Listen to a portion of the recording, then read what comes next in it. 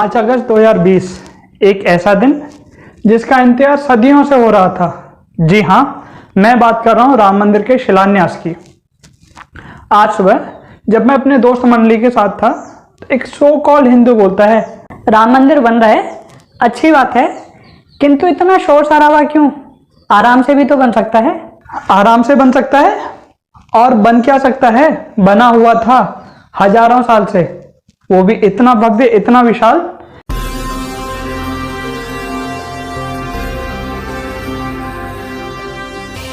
महर्षि वाल्मीकि ने रामायण में राम जन्मभूमि की तुलना दूसरे इंद्रलोक से की थी। वैभवशाली अयोध्या नगरी का वर्णन हजारों साल पुराने 24,000 श्लोक वाले महाकाव्य वाल्मीकि रामायण में भी मिलता है और 16वीं शताब्दी के अंत में गोस्वामी तुलसीदास द्वारा रचित रामचरितमानस में भी। किंतु लगभग 500 साल पहले आक्रांता बाबर ने राम मंदिर तोड़कर एक मस्जिद बना दी और फिर औरंगजेब, जिसने शायद ही कोई ऐसा मंदिर हो जिस पर हमला न किया हो, उसने सभी मंदिरों में भगवान की मूर्तियों को विखंडित किया, मंदिरों के खजाने को लूटा और तो और तोड़कर उन पर मस्जिद बनवा दी। फिर भी हमारे देश की महानता देखो, हमने उस पापी औरंगजेब के नाम का भी रोड राजधानी दिल्ली में बना रखा था।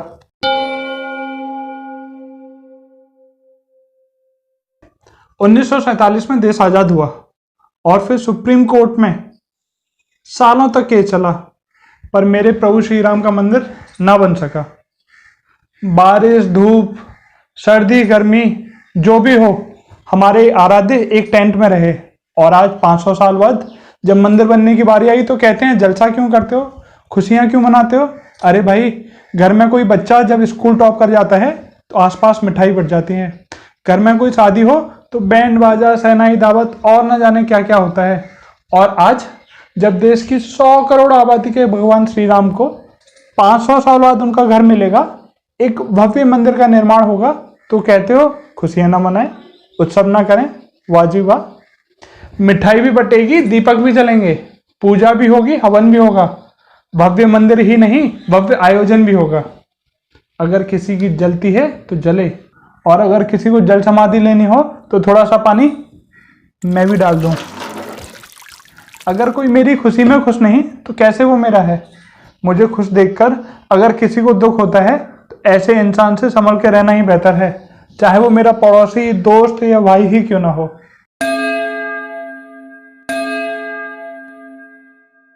आजादी के समय धर्म के आधार पर भारत को बांट दिया गया, हिंदुस्तान और पाकिस्तान में। फिर भी हमने दिल बड़ा किया और बोला जिसको रहना हो रहे, जिसको जाना हो जाए। और 3.5 करोड़ मुस्लिम आबादी भारत में ही रुक जाती है। आज देश में लगभग 100 करोड़ हिंदू और 20 करोड़ मुसलमान हैं।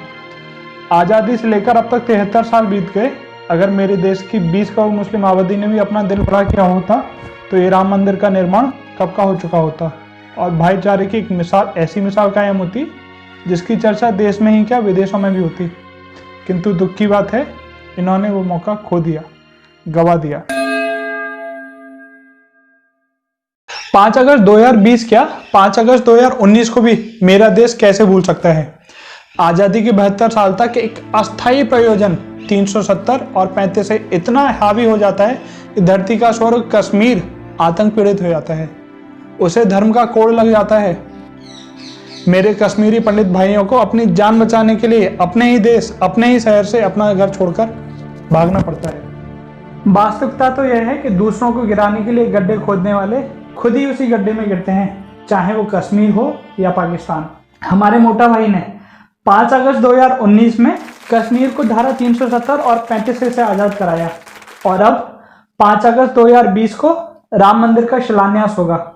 मतलब 3 अगस्त को राखी और 5 अगस्त को दिवाली, 2 दिन में ही रक्षाबंधन, दिवाली, ऐसा तो पहली बार होगा। एक क्यों, 2-2 लड्डू खाने का और बांटने का समय है, और फिर किसी की जलती है तो जले।